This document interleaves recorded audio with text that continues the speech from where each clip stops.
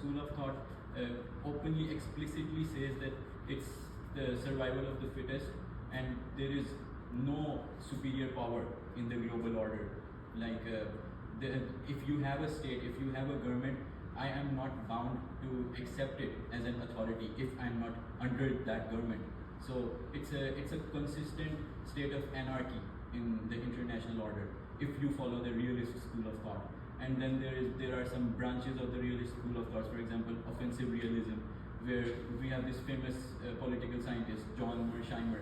He recently said, as he says often, that international law does not exist, and we see it every day that it's rather an abstract concept.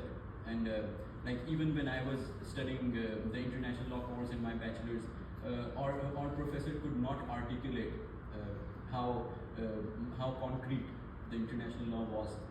It was always something rather abstract. Like, we had a class on UN clause, United Nations Charter on laws of sea, which is pertaining the problem of the South China Sea.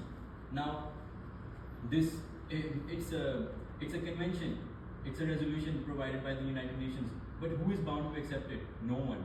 The nations, if it protects your interests, you will accept it.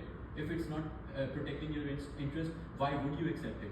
So it's rather survival of the fittest in the international order, and it's a constant state of anarchy. And in the second main school of thought, liberalism, that school of thought is more idealistic. It supports the necessity of international law, and it claims that international law exists, but we have to be realists in our lives. If we are idealists in the international system, we will never reach the right conclusion, to say the least. As we see every day, not just Venezuela, like where is the international law when it comes to Palestine, for example? There is no international law, but international law comes when there is an annexation of South Korea by North Korea. Why? Because North Korea was in 1955, North Korea was supported by the Soviet Union. Then international law comes. Then it is suddenly claimed as an annexation, as a violation of international law. So in the realist perspective, there is no international law. Like, it's institutionalized in the study of international relations.